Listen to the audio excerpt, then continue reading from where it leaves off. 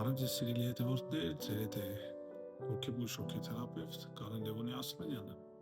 Այսօր ձեզ կներկայացնեմ սոմնամբուլիզմը։ Սոմնամբուլիզմը դա քնի խանգարում է։ Քնելուց հետո առաջին 3 ժամվա ընթացքում անձը կարող է վեր կենալ անկողնուց առանց արթուն վիճակի անցնելու։ Անձը կատարում է արտաքինից իմաստավորված թվացող շարժումներ, որոնք կարող են կրկնվել դրվագից դրվագ։ Օրինակ, հագնվում է, քայլում, երգում, արում, նստում։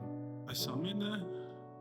արտահայտվում է վառ հալյուցինատոր ապրումներով կապված անցյալում ունեցած հոգետրավմատիկ իրադարձությունների հետ, որոնց հիշողությունը բացակայում է սովորական արթուն վիճակում։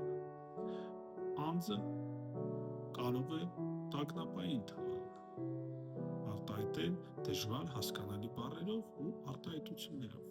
Խանգարման լրջությունը կարող է կապված լինել ինքնավնասմամբ, վնասմամբ, ընդհանուր հնարավոր է, որ անձը տանից դուրս գա։ Դրվագն ավարտվում է արթնացմամբ, շփոթվածության արձագանքով կամ ավելի հաճախ քնին վերադառնալով, ինքնուրույն կամ արտաքին օգնությամբ։ Գիշերվա ընթացքում դրվագը չի կրկնվում։ Խանգարումը սկսվում է 6-ից 12 տարեկանում եւ հազվադեպ է ձգվում։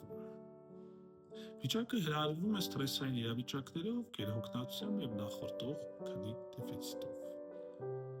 Դեպքերի մեծ մասում բավարար է հոգեհուզական